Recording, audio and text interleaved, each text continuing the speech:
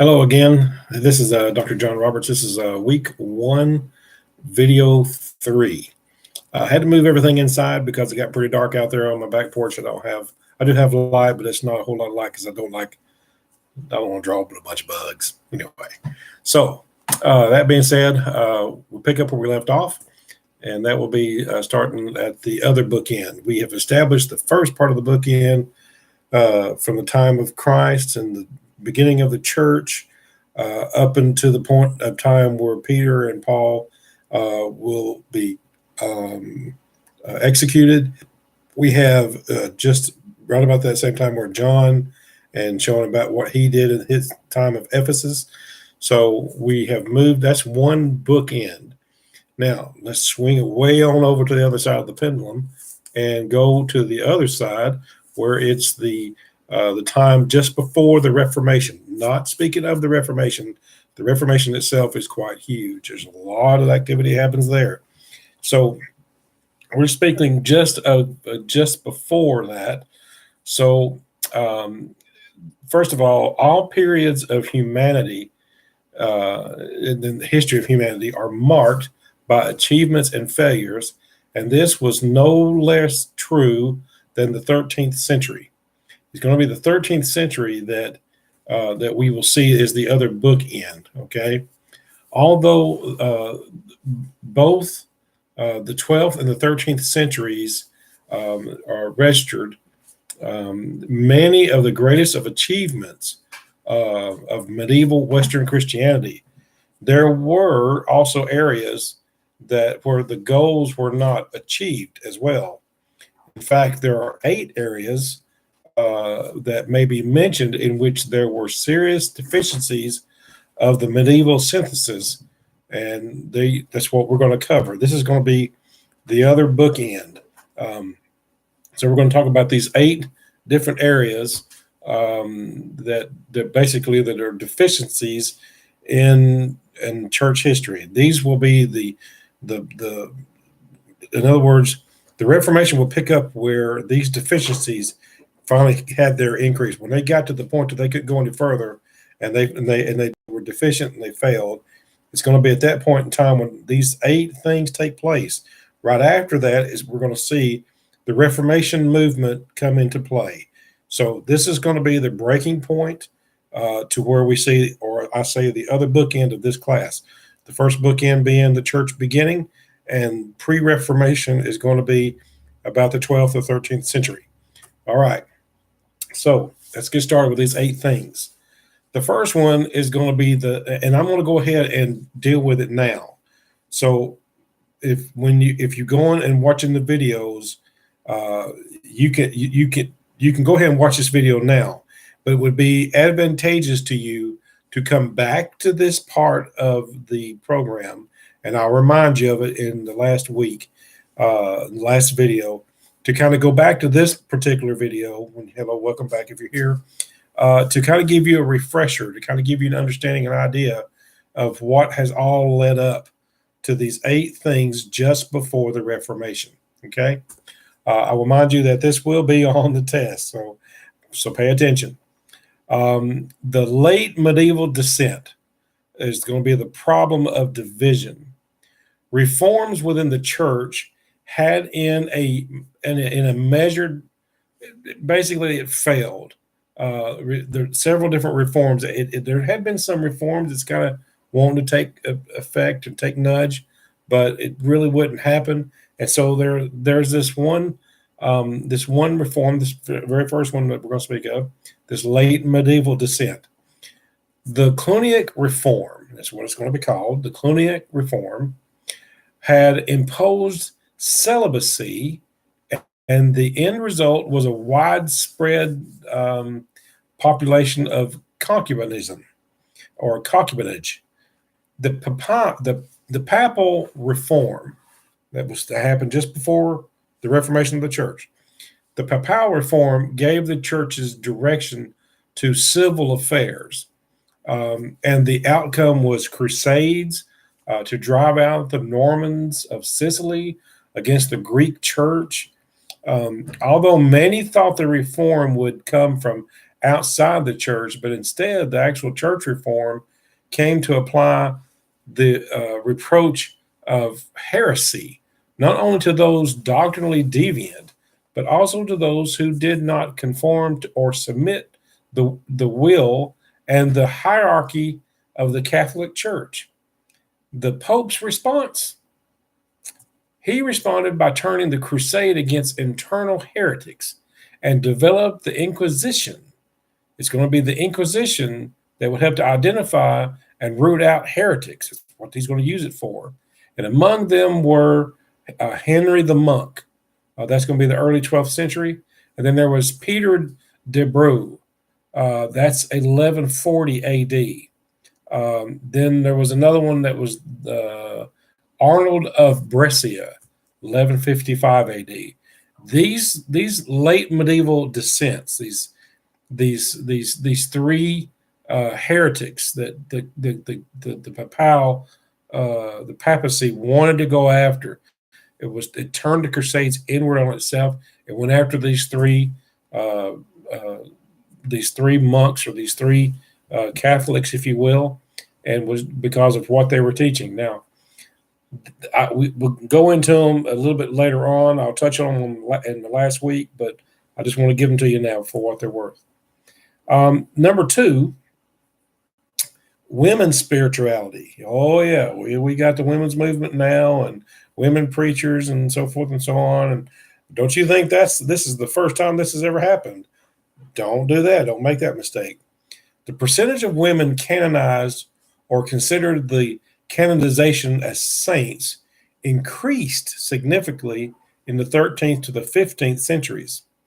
But mostly they were lay women who achieved sainthood, and they came from royalty or that of aristocracy.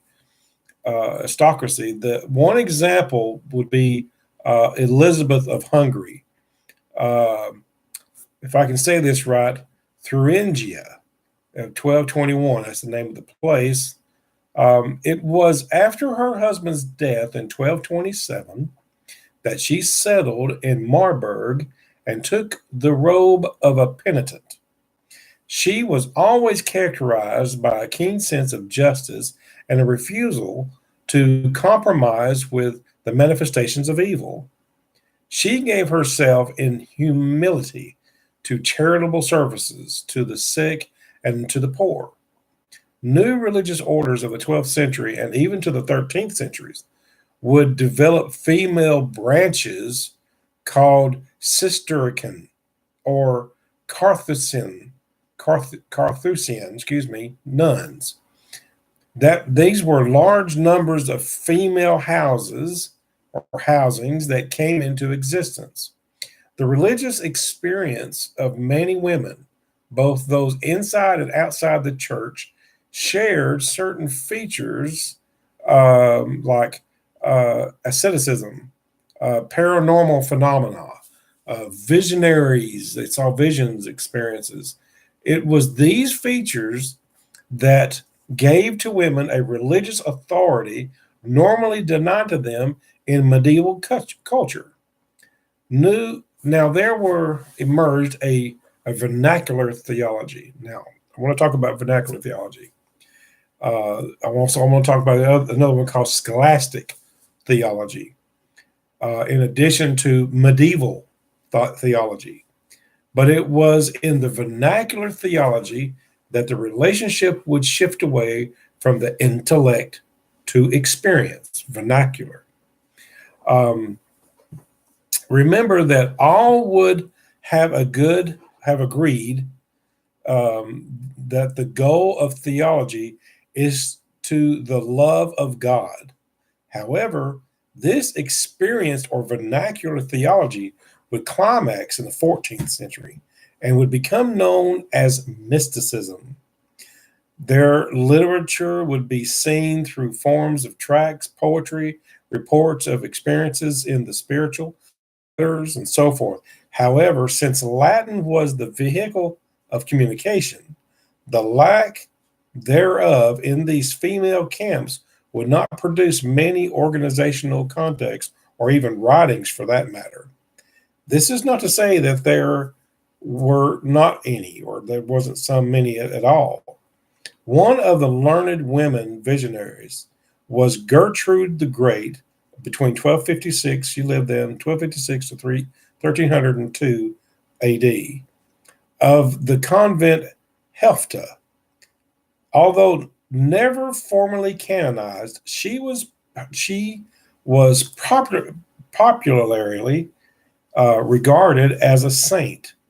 Gertrude composed prayers, spiritual exercises, she called them, to guide the devotions of her sister nuns. She also recorded her visions of Jesus Christ and Mary. Collected after her death, they are recorded in the Herald of Divine Love. You can look that up and you can find it online if you want to read it. Oftentimes, she would have had visions of the heart of Christ.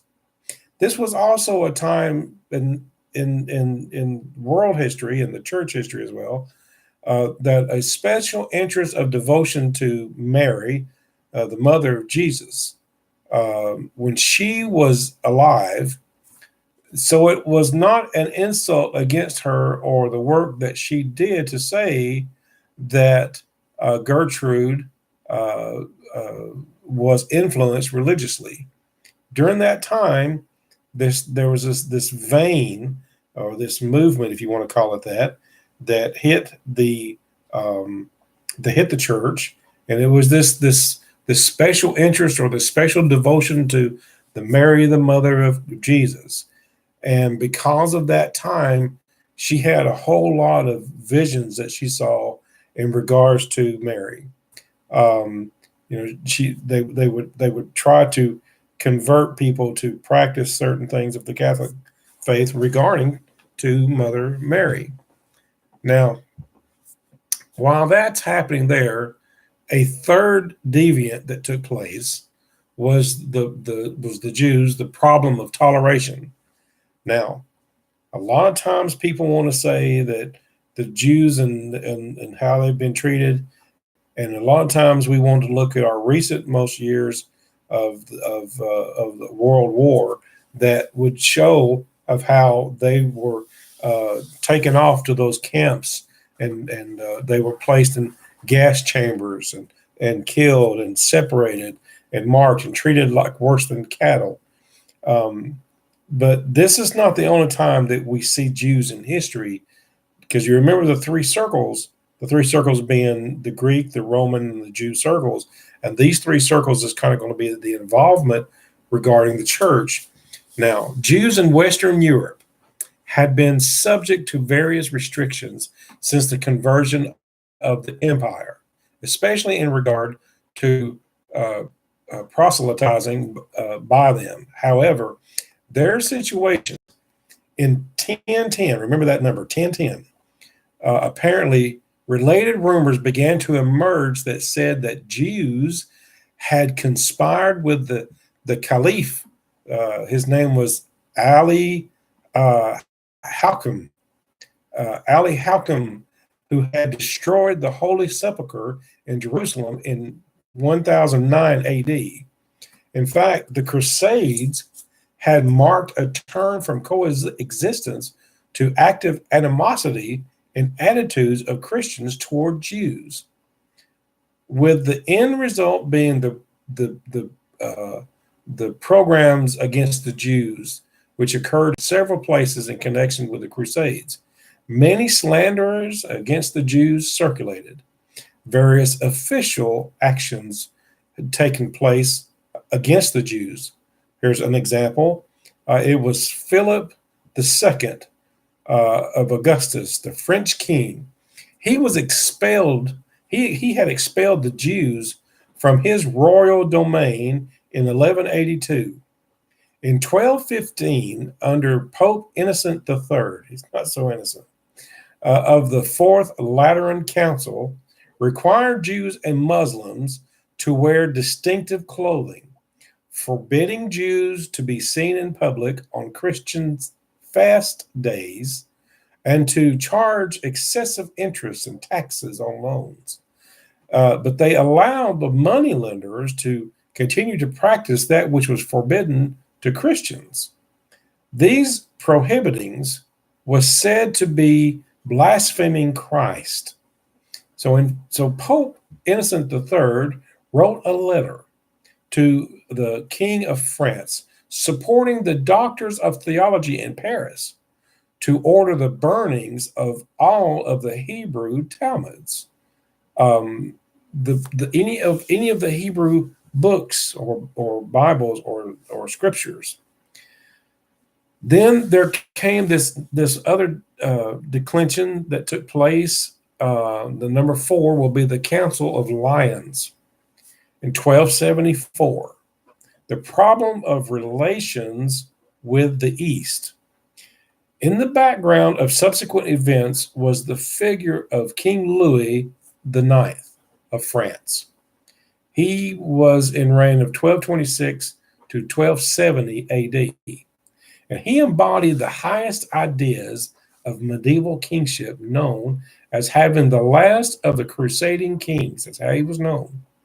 He captured the Egyptian port of Damietta in 1249, but lost it in the following year and had to pay ransom for the release of himself and his men. He proceeded to Syria and refortified his armies, which was in Christian hands at that time. Before returning to France, his personal life was pious, and he worked for justice in the administrations of France. He is responsible for one of the greatest triumphs of medieval art and architecture, the Royal Chapel of Saint Chapelain in Paris. Having embarked on a further crusade, his death would come in Tunis. His brother Charles of Anjou in 1226 to 1285, he may be considered the first modern imperialist who used the Crusades impulse for his own political ends. He was ambitious. Sometimes he was cruel, but he was able to rule. He would become the ruler of Anjou, the Anjou province, and the kingdom of Naples and Sicily, or Naples. Charles would convert the idea of empire into that which we know now as imperialism. In a nutshell, his geographical location was profound, for there was no emperor in Germany, and the papacy supported him to conquer that land.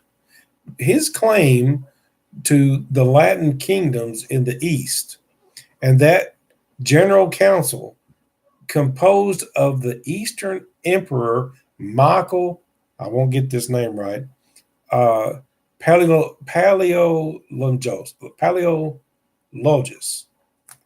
I think it's Paleologus. Maybe that's how you pronounce it.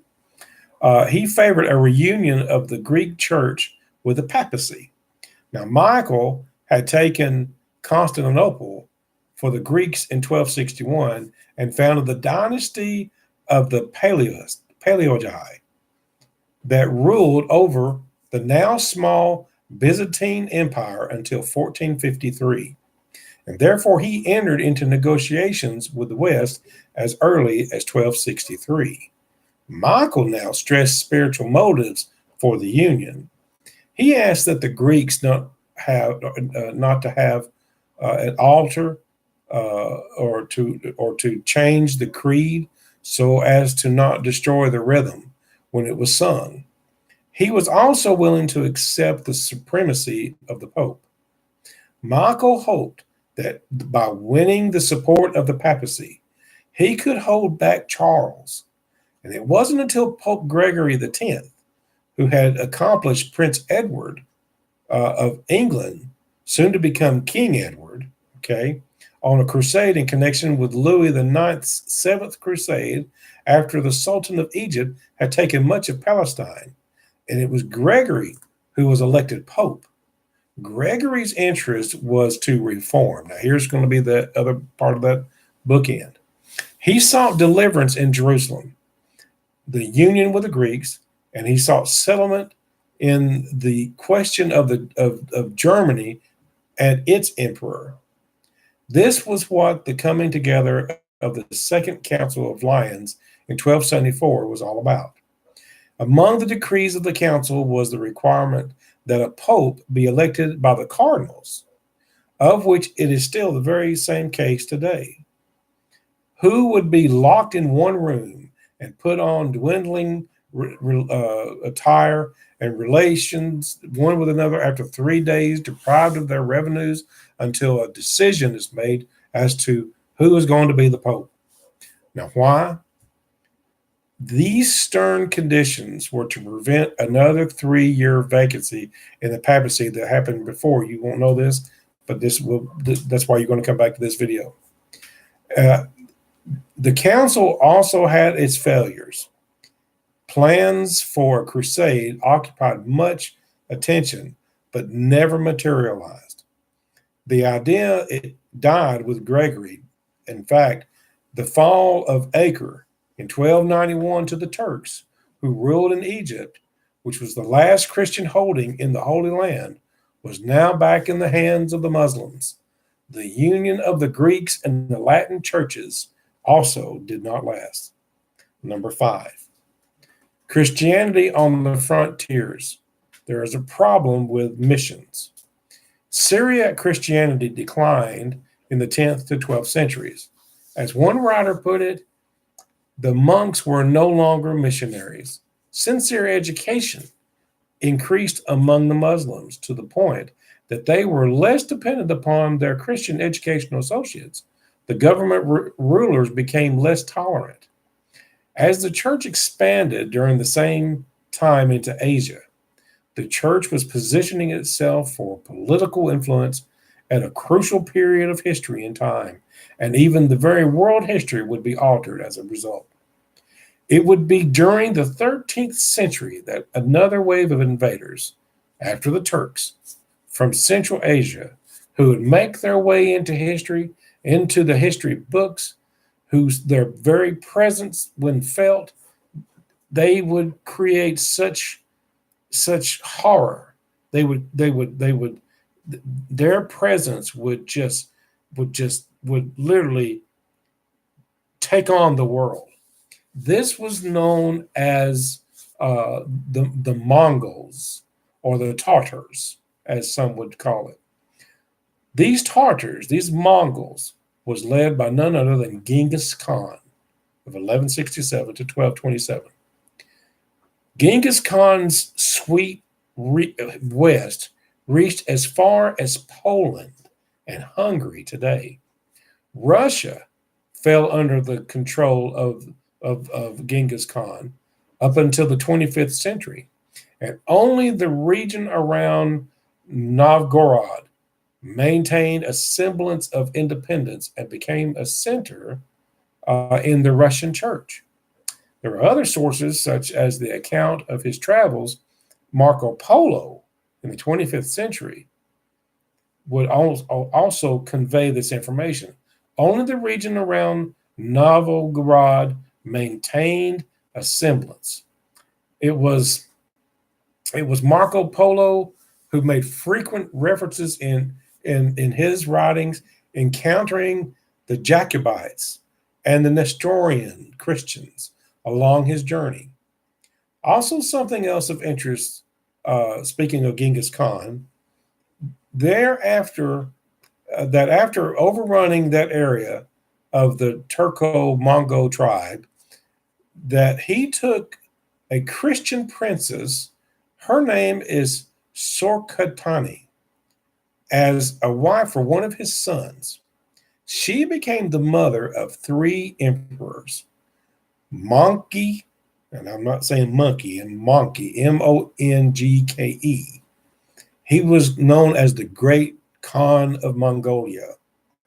Then she had another son who was Hulagu Ilkhan of Persia. And then there was Kublai Khan, the Emperor of China. It would be of great interest to note that Hulagu married a daughter of the East Roman Emperor who favored the Nestorian Christians and sought an alliance with the West. And he even sent representation to the Council of Lyons in 1274. Now, his successors brought Persia back into Muslim control by the end of the century. But by the mid 14th century, all of the remaining Mongol Khanates, as they're called, had converted to Islam. It's really interesting to note that China, being the country who is so anti-Christian, had at its very root a Christian mother or a Christian monarchy, so to speak. It's interesting that takes place. Now, number 6 is going to be worship and pastoral care, a problem in the religious life. The traditional methods of the church were ineffectively utilized to communicate the Christian gospel and the scriptures and to include the people in worship. There was a general failure of catechetical and pastoral care that became pronounced in the later Middle Ages. The success of the mendicants was in part a response to the failures of the secular clergy. The liturgy continued in Latin, but which by the high Middle Ages was less and less understood by the ordinary people as the vernacular languages of Europe were developing into their own modern European counterparts we have today. Hence, the religious expressions of the people were primarily ritual acts and gestures. Attendance of the celebration of Mass did not involve communion, which was a requirement of the Fourth Lateran Council of 1215, or of the confession and the communion once a year, intended as an improvement. Little preaching, in fact, had become to be done in church, so the mendicants ordered preaching activity that was a refreshing revival of preaching. And so the merit of St. Ives in Brittany was the only parish priest, so St. Ives is his name, to be canonized in the Middle Ages. And it was his foregoing to the opportunity for ecclesiastical advancement in the order to care for the souls of the peasants of Brittany. It was his compassion that was the exception. There was also examples of dramatized liturgy, a forerunner of liturgical drama as early as the 10th century. Christian drama began, way back in the 10th century. And it's a liturgical context with the elaboration of the Easter and Christmas stories are known as cantatas to this day. Two main types of dramatization were of miracles performed by Mary in response to prayers and episodes from the life of a saint involving a miracle. The term mystery play, you may or may not have heard that, was in use during this time as well. Or this mystery play is also known as reenactments of biblical history of lives regarding the saints. During the 15th and 16th centuries, the earliest complete passion play comes from the end of the 13th century. Now that was one deficiency. Another deficiency, number 7, is eschatology and fanaticism. There was a problem regarding hope. In spite of modern presumptions, that millenarian thought would have been strong around the 10th century. It is noteworthy that it was stronger in the 13th, though. Joachim of Flore in 1202, an abbot of the Cistercian monastery in Calabria, which is southern Italy, founded his Trinitarian periodization of history. His Trinitarian views were condemned at the Fourth Lateral Council. His views failed eschatological expectations. The first age of the Father was the period of marriage under the law of Moses. The second age of the Son was the period of the clergy under the grace that was to last 1,260 years. And then there was the third age, which is also known as the Spirit age, will be the age of monks who, having the mind of the Spirit, would live in liberty without meditation of the church, or mediation of the church. There was considered by Jochen as the three conditions of circumstances regarding God's regiment for human society reflected these three central concerns: the interpretations of Scripture, the mystery of the Trinity, and the meaning of history. The last age would see the rise of new religious orders that would convert the world and usher in the church of the Spirit. Although this could have been seen as a note of optimism, however, the scheme would not fare well with the pessimism that existed regarding the institutional church. It would be the Franciscans who would herald the new age, one of which was Franciscan Peter John Olivi. He was between 1248 and 1298 AD. He used these ideas in the commentary on Revelation, condemned by the way in 1326 by Pope John the 22nd. And although he never did identify the carnal church, the whore of Babylon, so to speak, with the Roman church is how he portrayed it. But others, well, he didn't really portray it that way, but others did for him. He said just enough to kind of he was afraid, I believe. There's no proof of that. But most historians kind of believe that he was probably in fear because the church, it's crusades and how they would, the Inquisition, all of this history of the Catholic Church, had a fear to others. And so Olivi is significant for that reason. And another reason, he advocated the doctrine of the papal infallibility.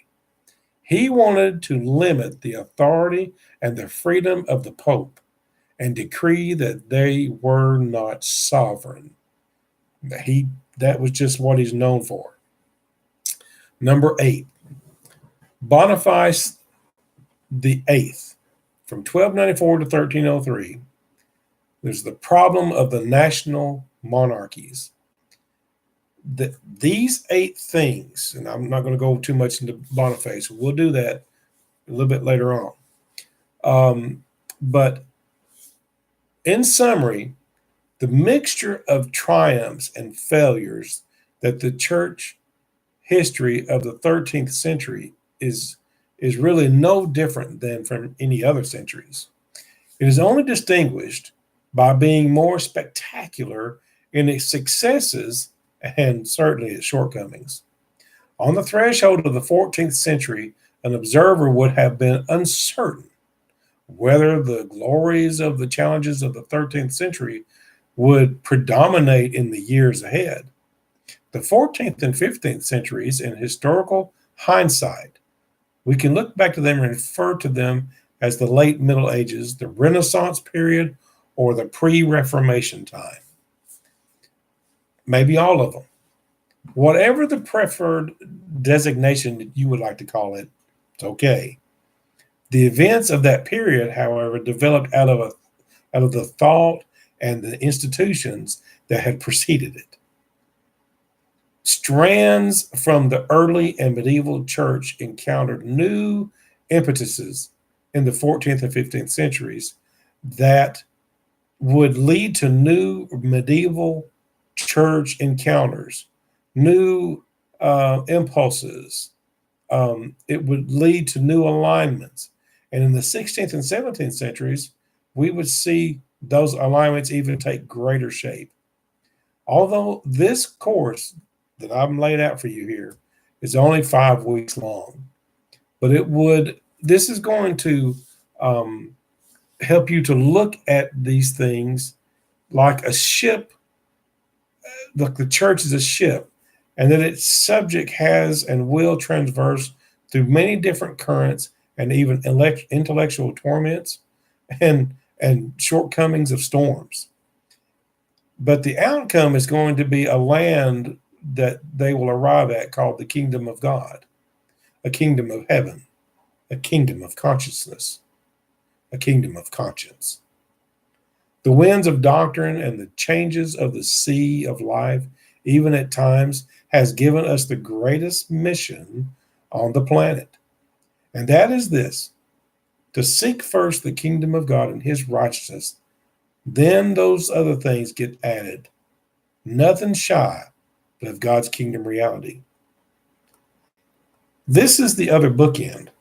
This is where we see the two ends of our class, where we see the one end being the beginning of the church, and then the pre-Reformation time, where the church went through a whole bunch of problems and issues.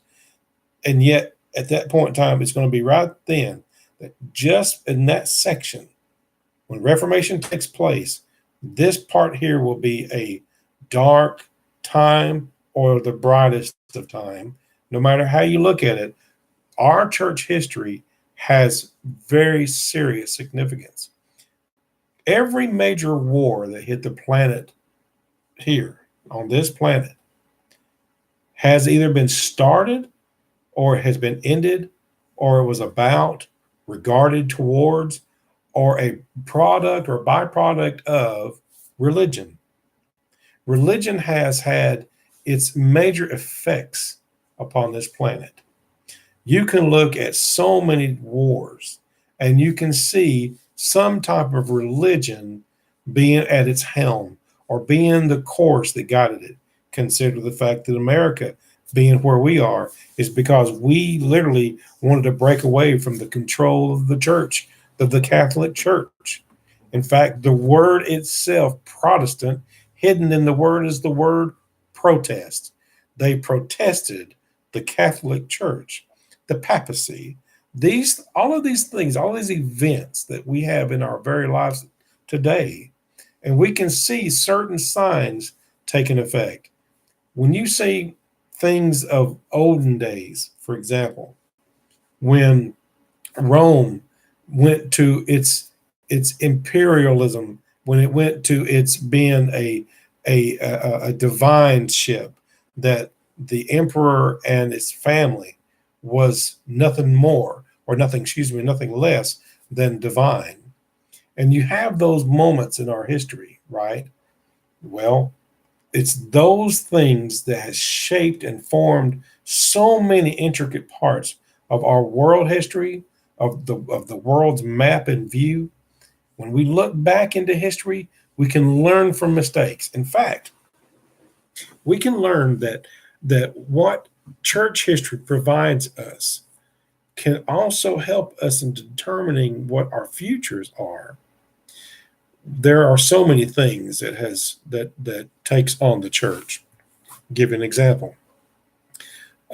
We can have church splits, and when you go to the core of the church split, whatever the core may be, whatever the case or the plausibility or whatever the situation is, we begin to look at it, and we can look back into the course of our time and the course of our church history.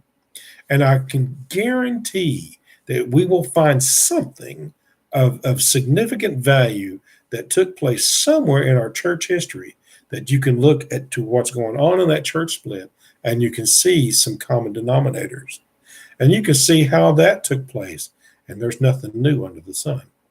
So that being said, that is the two bookends of the first week. We've covered a lot of territory on these 3 videos. Again, if you have any questions regarding your essay, if you have any questions regarding any of the material, I did notice when I was recording this that I did notice a lot of typo errors. I will fix that and put that back up on the page again for you. Also, we will have a week 2 video coming up, and you will also have all your notes to that. Present the video, the notes to you first for you to skim over and review, so that when you're watching the video, it's kind of become like a refresher to you. It will also help you to repeat the process and help you to gain this knowledge. Remember, church history is nothing more, nothing less than the greatest history ever told, the history of God's people in Christ. God bless you. Amen.